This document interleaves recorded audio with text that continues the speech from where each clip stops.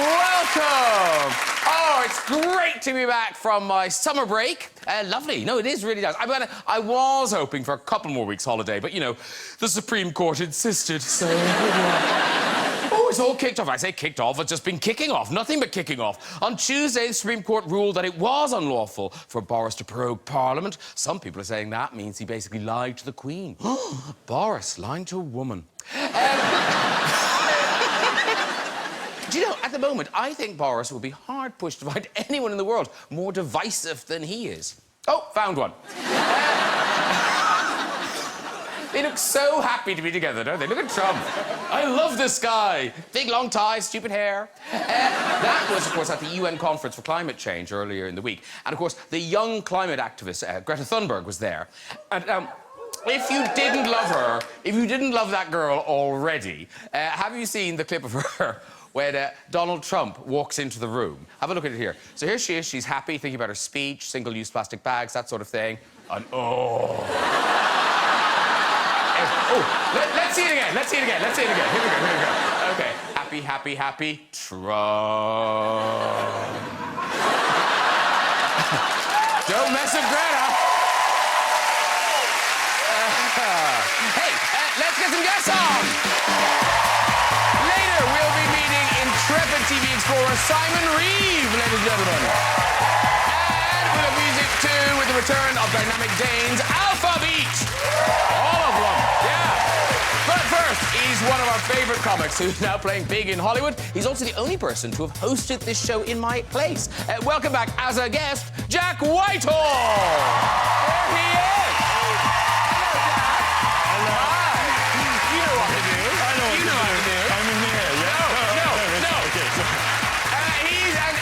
Award-winning host, pop culture icon, and the most famous drag queen in the world. Now bringing his hit show, RuPaul's Drag Race, to the UK, it's RuPaul Charles!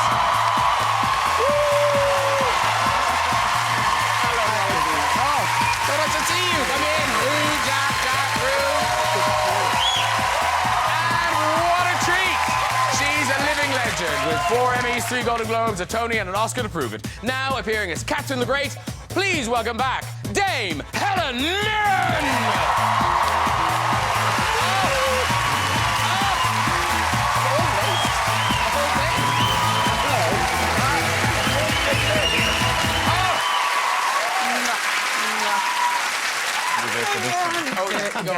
Go on, do it. Lovely to see you all. Yes. Now, you met backstage, but had you met before? Had you met RuPaul before? Never met RuPaul before. We've had sex. You're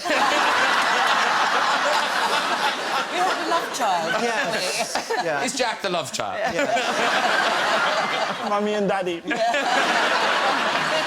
And RuPaul, in civvies tonight, but it is fair to call you the world's most famous drag queen. There isn't a more famous one. I insist. I haven't worked for 37 years to be called a drag queen.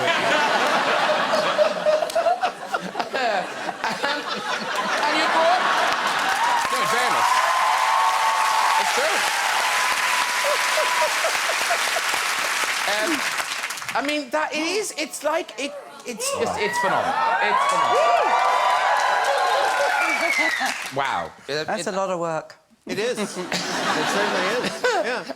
Yes, it is. Yeah. But now, you brought Drag Race to the UK now, and I've been lucky enough to be a part of it, and you really embraced the British accent. You like the British accent. Oh, you go on. You know, I can only say one thing. No, 2 things. I can say 2 things. And they are, you're all right, babe. All right, babe. That'll get you everywhere. Yeah, it has. It has. That's fine. And my other thing, which is really offensive to the British people and everyone, the other thing I can say is, hello, governor. Hello, governor. That's it. RuPaul as street wig. And Jack Whitehall, back where you belong, at the far end of the couch. Far end of the Did you like hosting the show? Now I know how the sausage is made. It was amazing. It was a lovely experience. Oh, was it really? Yeah, what? It was It was terrifying, and... You were great. I told you you were great. You were very sweet, and your team are amazing, and I did it, and I came away from it, and I realised how brilliant the job is that you do, and also how lucky we are to have you, because you are the master of this. I'm sorry! No, I mean it! You are so good. So hard. I watched the show, and look at you here. Your listening face is fabulous. Yeah. That is very good. I learned from the best. You're so not listening, are you? Yeah. It's just like a Labrador listening to conversation. Yeah. So let's see your listening face then. You will. Keep your eyes peeled. Now, Dame Helen Mirren, congratulations. Your latest production is just epic. Catherine the Great. It starts on Sky Atlantic on October the 3rd. And because it's a television programme, you sort of think, oh, it's a television. But the scale of this thing... Huge, what they do now. It's incredible. I mean, the whole thing of television has just changed exponentially in the last 10 years, obviously led by Game of Thrones, that really changed the language of television completely. So, you know, audiences really now expect something spectacular. And if you're doing a piece about the wealthiest woman in the world, at the time, you know, it's got to look pretty amazing. And Catherine the Great is one of those things, I think everyone here, if you said Catherine the Great, oh, yeah, I've heard of Catherine the Great, but we don't really know anything about Catherine the Great. Yes, they do go, oh, yeah, we've heard about Catherine the Great. This is exactly like that. And that's a complete calumny and a lie about her. And you, so this tells the kind of the second half of her life? Yes, well, yes, clearly. Stop it! Stop that this instant! It could be in Cradle to the Grave. You're an actress. You're an actress. I play the young Catherine the Great. We're revealing it tonight. But as you kind of alluded to there, the things we know about her, they are all quite scandalous. How did she... complete lie. And how did she end up with that reputation? Because Frederick the Great, who was her arch enemy at the time, was a misogynist, hated the fact that there was a powerful woman who was confronting him and beating him at the game in many ways. So he spread these terrible lies about her, that she was a sort of sexually profligate, voracious kind of character. She did have a series of lovers, absolutely, but she was serially monogamous, like we all are today, a lot of us anyway. Some of us, I should say, sorry. Don't apologise.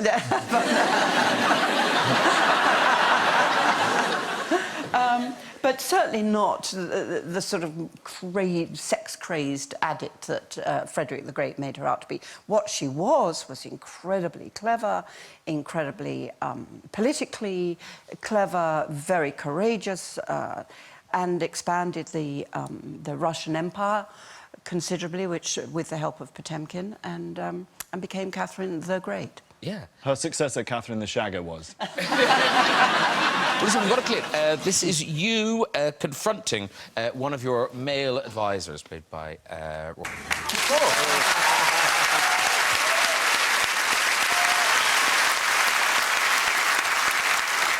And do you feel, I mean, in any way, like, is it like going home? Do you feel a connection to Russia? Because you are Russian, properly Russian.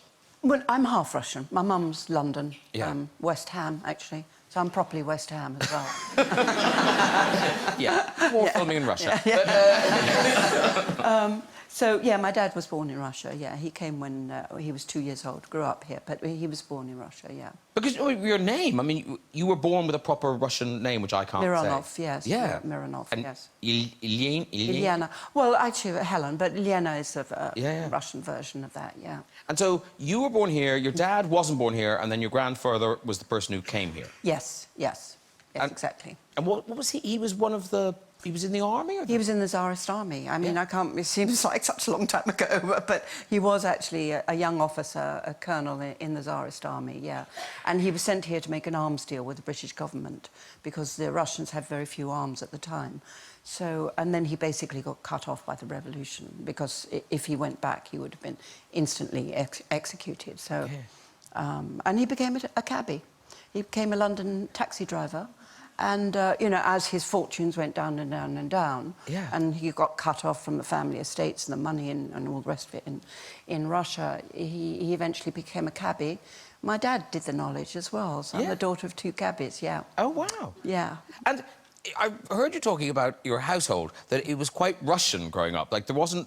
Apparently Russian, I didn't know this, that there's not much small talk in No, Russia. you don't have small talk in a Russian household. So what do you talk about? You talk about the soul, and you talk about, you know, is there God, and you talk about deep philosophical stuff. So when I sort of grew up and left home, I found it almost impossible. I would have found it impossible to sit here and not talk about really heavy stuff, you know. We'll get to that. Well, we will, yeah. When I hosted it, it was a bit more... I was doing a great job, but we went a little deeper than this little tap. But I just want to say, in that clip of Catherine the Great, she utters one of my favorite lines that works all the time. I say it all the time. I love saying, I'll be the judge of that. It works everything. You know, you could say it for everything. Like when the waiter says, you know, walk this way. I'll be the judge of that. Love it. And there are a lot of those. I think I said it earlier today to someone, but I always love to say, thanks for the warning. You know, it works. These are lines that, and I tell the kids on our show, if you don't know what to say, at least have 10 things you could say. Like for small talk, you can have a list of 10 things to say that work in every situation, always. Always. My favorite, my all-time favorite one is here it's coming. I got it. You're gonna love this. It is. Yeah, I lost it.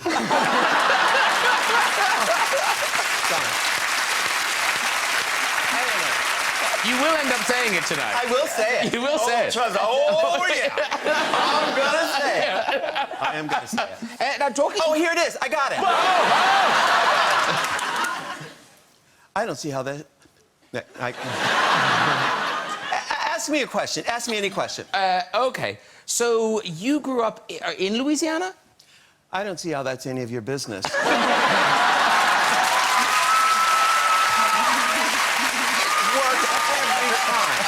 Every single time. And it's funny. A lot of times, though, I have to say to the person, I'm just kidding. I'm just kidding. Because no one ever expects it. So so the takeaway here, I don't see how that's any of your business. I'll be the judge of that. Judge of that. And what was my other one? I said it. I have a short memory. I'll be the judge of that. Oh, thanks for the warning. Oh, thanks for the warning. Thanks for the warning. Apparently, Lucille Ball used to have one that if she was having a dinner party or something and somebody went to the loo, when they came back in, she'd go, tell her to her face.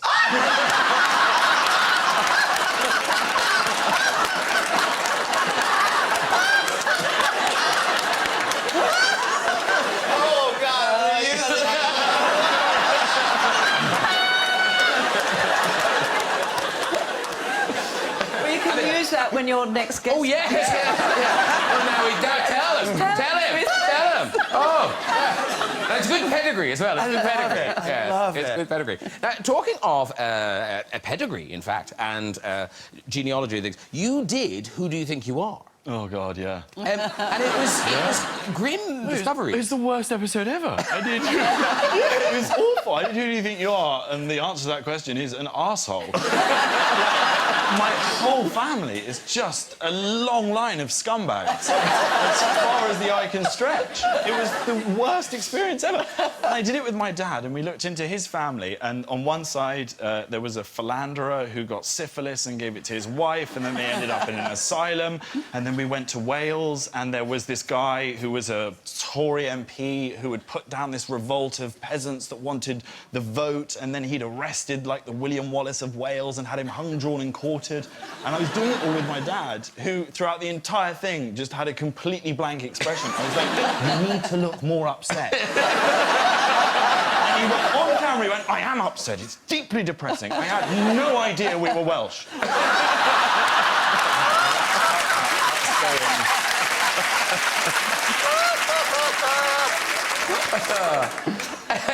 Well, also, Helen, if you ever wanted to be a guest judge on RuPaul's Oh, my Drag Race- goodness, that would be great. Oh, yeah. Queen, and she's got the pedigree. She's been a queen several times. Yeah. And that would I be... understand that. Yes. World, yes. Yes. Yeah.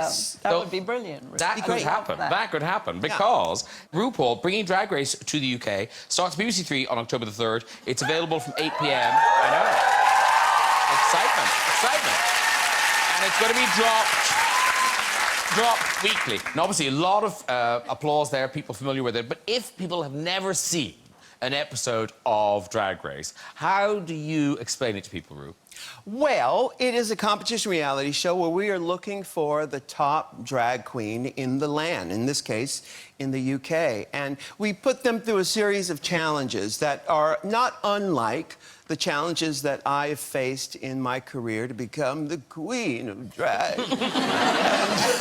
You know, and then the hilarity ensues. And you are a judge on the show, as well as Alan Carr. And Michelle Visage. And Michelle Visage, who's on Strictly Come Dancing. She was great on Saturday. She was so good. Yes. But one of the things, before I watched an episode of the American one, I sort of thought I knew what I was going to get, you know, that it would be outrageous, that it would be funny, but I wasn't expecting it to pack this sort of emotional wallop. It gets to the heart really fast. It does, because these are the stories of people who are outsiders, who have fought their way to in the spotlight, and they have a story to tell from that. And it's actually there's something there for everyone who watches, not just glittery, sparkly drag, which there's a lot of that, but at its core, the show is about the tenacity of the human spirit. Now that's heavy stuff for a lot of people to get. And See, Jack, we got there.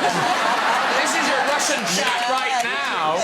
This is true. This is serious. And that is universal, and that's why we've been around. We just finished shooting our 12th season of this phenomenal show. Wow. Yeah. Well, let's watch a clip of the UK version. This is the UK queens meeting you for the first time. Now, I was just in America, and everyone I met wanted to talk to me about this version of Drag Race. So they all want to know, oh, are they as good as the American queens? Blah blah blah. What do you think? What are the differences? What are the strengths? I don't see how that's any of your business. It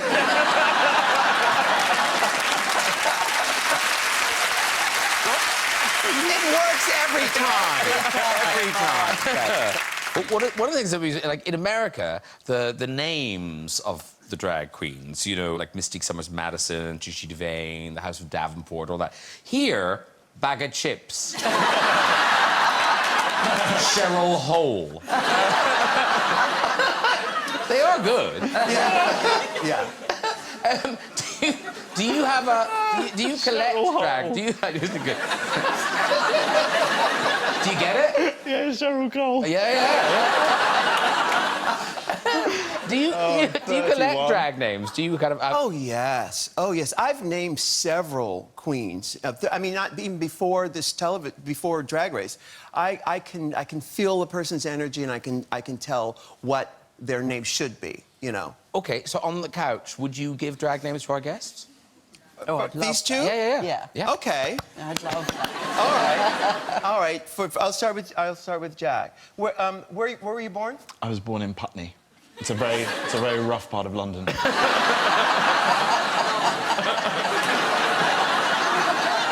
And what's your favorite food? Anything from Waitrose. Okay. Okay. Your drag name is Jackie Blackball. I'll be the judge of that.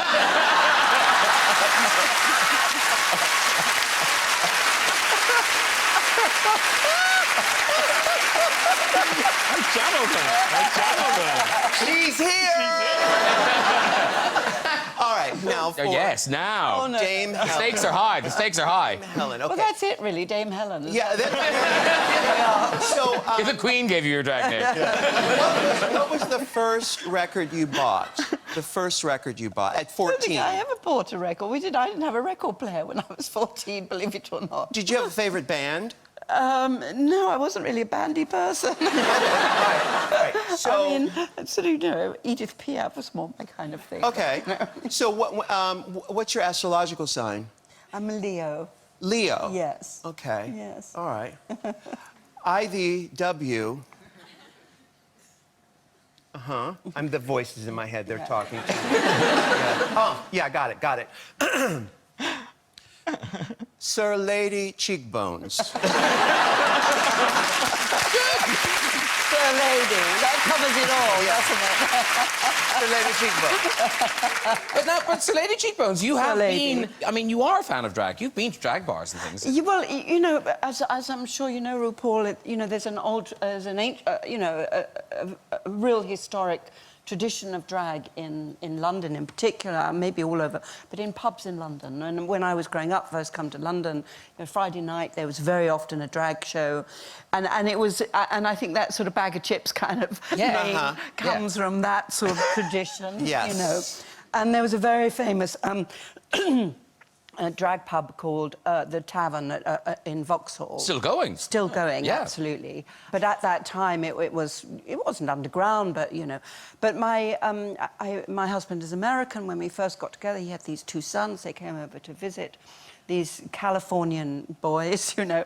And I thought, oh, I'll show them a bit of real London, you know. I'll take them to the Vauxhall Tavern. So, these poor kids, you know, they were like 11. I think Alex was 11 and Rio was like... Rio was like 16. Did it and change their lives? They certainly remember it. You know, and it was cool, you know, because it was my London. I love my London. Well, you know, in folklore, it says the term drag is apparently, they say, from Shakespeare. In stage directions, it would say dressed as girl, and the term drag is an acronym for stage direction, dressed as girl, drag. Oh, That, ladies and gentlemen, is the only thing you'll remember about the whole show. When we've forgotten who was on, we'll remember that. Is this your glass of wine? Or... No, Beard. it's Is it because getting you up think to I'm room being temperature. boring? It's getting up to the room temperature for the next guest. Oh, I see. Yeah. I thought it was a hint do you for want me. it? No, I didn't. No, I don't, seriously, but do you want a glass of wine? I thought that... Are you looking at it thinking... All of us have been looking at it thinking, Hey, who's going to go why? first? Can we get 3 straws, please? Are you regretting your decision not to get a glass of wine? Well, you know... Lovely.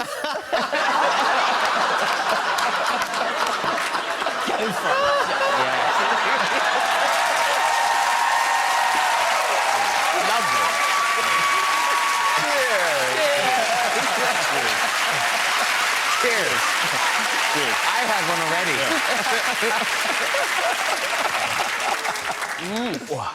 Oh, it's good. Oh, delicious. Yeah. Put mine here. Yeah, do. Get it down. Good. But now, if you haven't seen the show, the most famous bit is the end, when there's the lip-sync battle. So when you say goodbye to someone, you say... Sashay away. Sashay Yes. away. Thank you for that. He won't remember. She's like, what a beautifully made sign. Yeah. They spent a lot of time on that. Wow.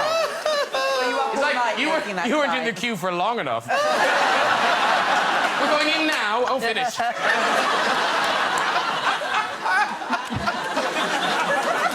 No, it's lovely. So, sashay away, and then Shantae, you stay. Shantae, you stay. Yes, that sounds right. Yes. And sashay away. And I mean, there's a lot. I mean, we're queens. We have to entertain ourselves. You know what I mean? Yeah. Yeah. But say, if Jackie blackballs... Was it blackball or blackballs? Black ball. It's just a dealer's choice. She can be whatever. You know, sometimes she's several black balls at once. So, if you could demonstrate a sachet... Loving that thought. If you could demonstrate a sachet away... Yeah. So, if Jackie would like to... Yeah, great. So, Jackie has disappointed us. Should I tuck? Yeah. You could tuck. Tuck. Yeah. I'll sling it over the shoulder. Yes. Yeah. Okay. Where do I go? What do I do? You go there, we'll have some music. So, well, wait.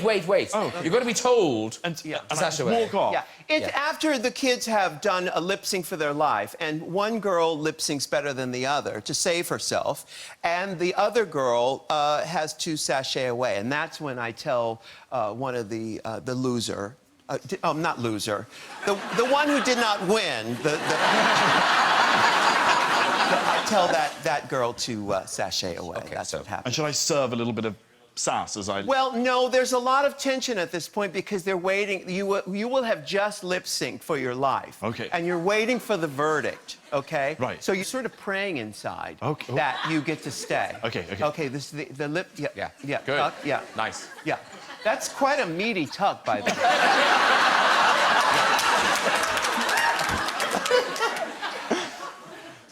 Jackie, my dear.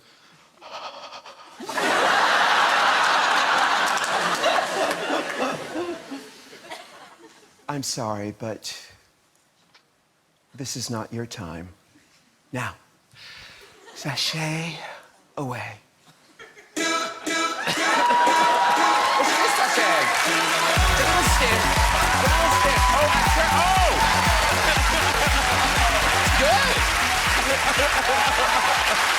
Well done, Jackie Balls. Black ball.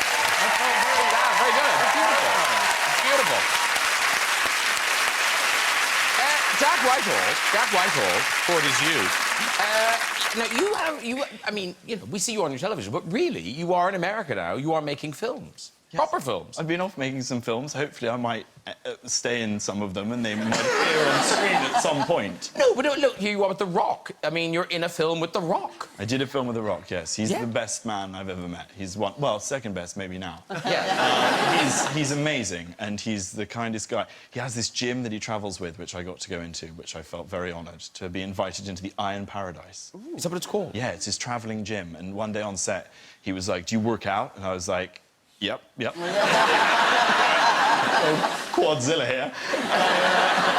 And he invited me round to the gym, and I went round, and these machines are enormous. He had taken all of the weights off all of the machines, so it was just the bars. And even then, I was like, I don't think I can manage those. So I went in the corner and got onto an exercise bike and popped in an audiobook. And he's in the other corner with, like, a chain around his neck, and he's crunching all of this iron, like, listening to rap music. And I'm over there, like, want to call the midwife. Moving along. But you are going back on the road. You're going back to stand-up. Is it going to be nice to kind of do your own stuff again, have your own words? Yeah, I think so. I think because I've been doing quite a lot of family films as well for the last 2 years, I've been quite censored, and this tour might be the shackles coming off a little bit. Oh, right. And I've got some...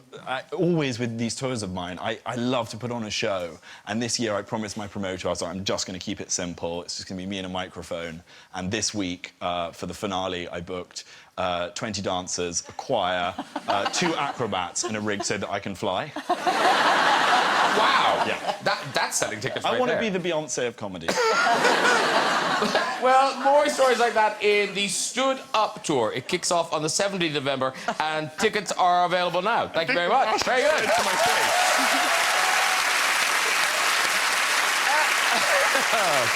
Right.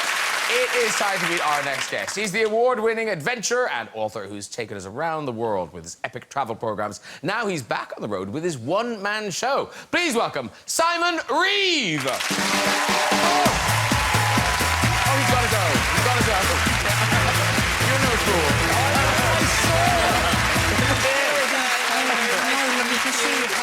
Hi, Simon. Jack, Simon. Have a seat, too. No, I was thinking, oh, no, they've drunk your wine, but you brought your own. Well done. Well, very Graham, sensible. say it to his face.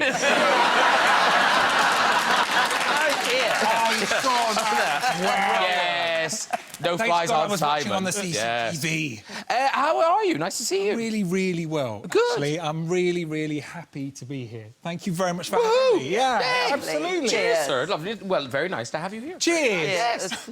So now, tell me this. So it seems an unlikely thing for you to be doing a one-man show on the road. You know, given that what we normally see you do is going into all these dangerous places and adventuring and exploring. But your story, I mean, apart from the shows that we've seen on TV, your own personal story is an extraordinary one because, you know, it didn't seem like your life was going well. You know, You're right, Graham. Well, no, because you dropped out of school and you got in with kind of the wrong crowd. Yeah, I was pretty hopeless, and I left school with basically without any real qualifications, and didn't go to university. I got into quite a difficult situation, actually. I was quite depressed, and I managed to spiral down quite low, and I ended up on the edge of a bridge, in total honesty, very literally. I grew up not far from here, which is why the whole being here tonight is very, very special for me, actually. I used to hang out on the estate around the corner. And now here we are on the red sofa. Unbelievable. So, yeah, I left school with nothing. I had no idea what I was going to do in life. And I was on the dole. I managed to get a job eventually working as a postboy on a newspaper, and that was my route out of it. But it was a very difficult time for me in my teens. I was fragile in my head and my heart, and I was drinking too much as well, I'm sorry to say. I mean, now this is Pinot Noir or something, it feels OK, but got a job eventually working on a newspaper, and my world started to slightly open up. And it's great, you know, that lesson that you can turn your life around. At whatever age, you can turn your life around. Well, with a bit of luck. Yeah. And some opportunity. I mean, opportunity and recognising the opportunity. There's the two things. Yeah. The opportunity is one thing, and not everybody has the opportunity. And it's incredible when it comes along. But then you also have to have the capability to recognise the opportunity. Yeah, and rising to it. And rise to it. Yeah, absolutely. I grew up on an estate as well. Yeah, but a deer on it. Yes, Northampton. But you have ended up in extraordinary situations. Tell us about the prison in Honduras, which is... It's sort of extraordinary. Does it still exist, this prison in Honduras? The prison in Honduras, yeah. So I make TV programmes that are a mix of adventure and issues. So we go on what are, I would say, the very genuine adventures. We try and work in some really serious issues into them. And you're talking about a moment when I was travelling around the Caribbean, as you do, and we wanted to find out more about the gangs that are just dominating and controlling life in Central America, in some parts of Central America. And we were in Honduras, and we were thinking, how can we get to the gangs? How can we get to the gang leaders? And it turned out to do that, you go into the prison. The main prison in San Pedro Sula, which at the time was just about the most dangerous city in the world outside of a war zone. And so, oh, God, it's got my hands getting a bit clammy thinking about it, the memory. So we're thinking, how can we get into this prison? How can we get into this prison, which is controlled by the inmates, and just inside the prison doors, there's a yellow line around the inside. And if the guards go across that yellow line, they probably won't make it out alive. If the inmates try and leave, the guards in the watchtowers are going to take them out with assault rifles. We've got to go across that line into the prison to talk to everybody inside. How can we do this? We're on the phone to our fixers and guides in Honduras just discussing it. I remember this conversation we had where we were saying, I think I might have said to them, what if we went in with a squad of special forces guys as guards? And there was this sort of sick little laugh back down the phone, and they said, you will never leave alive. But scratch that one. Who's the one person who could take us in and protect us? It was the bishop of the city. The bishop of San Pedro Sula took us into the prison, and we stayed very, very close to him with his crucifix into this prison, which is like, it's very hard to describe. It's a tiny space with everybody here crammed in, living in little bunks, but with little workshops making clothes. They're making candles. There's barber shops. There's a little cafe. There's craziness. It's a sort of Harry Potter world meets a sweatshop in some way. Yeah. Totally bonkers. I'm there totally wide-eyed, trying to stay very close to the bishop of the city. And we met this guy who was the sort of capo di capo of the inmates there. I don't know if I should say, but he was in charge there because he'd basically killed the previous leader of the inmates. They'd kind of gutted him and fed his heart to a dog. And that had definitely... Yeah, as you do. You want to take away saw the opportunity. Yep. Yeah. I was going to do that when I replaced you. He was just Catherine the Great would have understood that. Yes, she would have that. I was saying, maybe if you'd gone in full beautiful drag. Ooh. Maybe Yeah. that would have been a sort of absolute beautiful safety net for you. I Anything was wonder. possible in there. Well, no, you're absolutely right. I mean, the good news, bad news, prison, I mean, the food sucks, but the sex is great.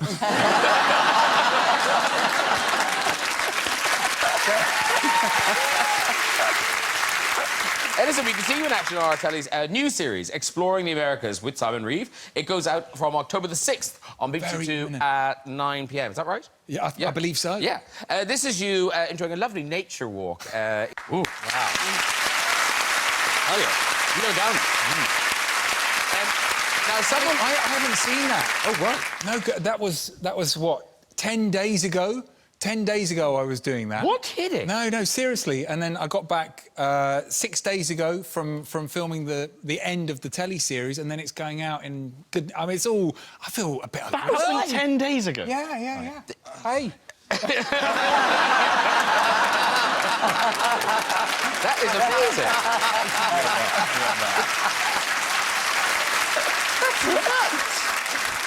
10 days. That's wow. a joke. This must ring bells with you, Jack, because I know you make a travel show. Yes, as a serious documentary filmmaker. Well, no, you explore America in your latest series on Netflix. Yeah. Travels with My Father. It's out week on Netflix. It's very good. Do you ever feel in danger? Danger? Yeah. I mean, I think the closest we came to danger on our last series was when I took my dad to Las Vegas. And I accidentally, my father's very old-fashioned, very conservative. I tricked him into going to Magic Mike by telling him that it was a magic show. And he believed me. He thought he was going to go and see Paul Daniels. And, yeah. You got into a ring, didn't you? Not at Magic Mike. A wrestling ring, then. What's a wrestling? That sounds quite dangerous. Now, talking of America, Helen, was this in Nevada that you found your cocktail? No, New Orleans. Oh, New Orleans. New Orleans. So, and was it? Where are you from? My parents are from Louisiana, but I'm born and raised in San Diego, Oh, California. okay, right. So did you walk into this bar by accident? No. Helen Mirren walks into a bar. No, my stepson, Rio, who was taken to the Vauxhall Tavern, Yes. later became an owner of bars. Surprise, surprise. And actually, in one of his bars in New Orleans, One-Eyed Jack's, he actually has drag shows. And so maybe something, you know, I taught him something. But he has a cool little neighbourhood bar in New Orleans called Pal's. And in Pal's, because they knew of my connection with Rio, they invented the Helen fucking Mirren cocktail. What's in it? Is this you drinking the Helen fucking Mirren? Yeah, that's Helen fucking Mirren, yes. Yeah. Absolutely. But that's what it's called, you know. We've made a batch. Oh, brilliant. To enjoy. Now we Enjoy while the music's on. We need to add one of our toes. Okay. Yeah. So now, there you go. That's for you. now bring That's out for the- you, Helen. Thank you, darling. I know you don't drink. So this is a virgin. Okay, good. It's a Helen fucking boring mirror. That's for you. Thank you. Cheers, all. Cheers. Big ears. Cheers. Okay. You're right. You enjoy them. You enjoy them because it is time for music. This Danish band were riding high in the charts when they took a hiatus in 2013. Now they're back, here performing their new single, Shadows. Please welcome. Here they come. Oh, so good. Thank you very much. Lovely to see you. Come in and sit down. I'm saying Stina. Stina, Jack, Drew, Helen, Simon. Now, sadly, no drinks for you. Thank you so much for that performance. Great. So that's a single, which is out now. Yeah. And then the album comes out on November the 1st. And the album's got a great name. Don't know what's cool anymore. Don't know what's cool anymore. Do you know? No. No. No, I've no idea. No, You know? No, I never knew. So now, 2013, you stopped? Yeah, around Yeah. then, yeah. And so what have you been doing? Well, for one thing, we've had like 14 kids, so that Oh. takes a couple of years. It does, yes. Together, or no? No. Do you know who the father is? He's called Anders. Sitting right here. No, not with each other. I can. Okay, just different Yeah, kids yeah. around along the way. But basically, just gotten good at other stuff, having a little breather from each other. You know, we spent 10 years together, making every single decision on behalf of 5 other people. Yeah. So we needed just a little breather from that. Okay. Sometimes it's good to take a break and just let other people have a chance.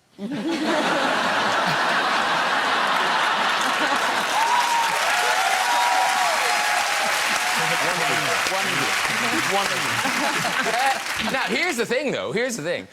They weren't just bringing up children and staring at a wall during their hiatus. No, you were developing new skills. This is amazing. This is one of your recent gigs. Somebody filmed this. So watch this and keep your eye on the tambourine. You won't believe your eyes. Yeah, okay, I know. Okay, here they are. Okay, lovely. Coming to the end of the song now. No. Wait. How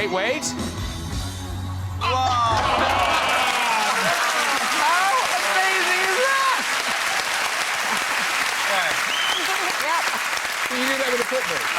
Yeah, I played football for years. And we do that at every show. Guaranteed. If you come to one of our shows, we're going to do that. No, that's worth the price of admission. That's incredible. The tour, if you want to see that live. Yeah. Do it every day. You'll have to. Well, we tried. No, you're going to have to. You're going to have to do We it. actually did it before. Oh. We're going to try again, we promise. Okay, yeah. The tour kicks off on the 2nd of April. They go off to London, Brighton and Glasgow. Listen, guys, good luck with the tour. Good luck with the album. And thanks for that great performance. Alphabeat, everybody! Woo! OK, that is nearly it. Before we go, just time for our first visit of the series to the big red chair. Who's there? Hello. Hello. Hi, what's your name? Will. Will. Lovely. And what do you do, Will? I'm an IT consultant. Nice Woo! and fun. But by night, he's Cheryl Hole. I so wish that was true. Sorry.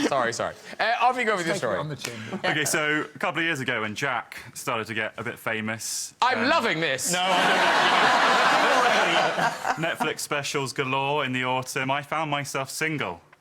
And then I started to mingle. And what I discovered when I was mingling was that apparently, through the beery mist and beer drinking of women in Essex, I somehow apparently look a bit like Jack Whitehall. And Jack, I have to thank you, my friend. It's been years.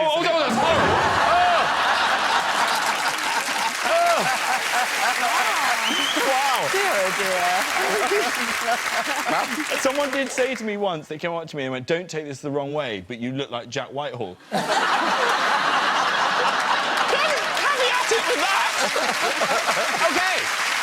that really is all we've got time for. If you'd like to have a go in the red chair yourself and tell your story, you can contact us via our website at this address. Please say a huge thank you to all my guests tonight. Alphabeat! Thank you. Jack Whitehall!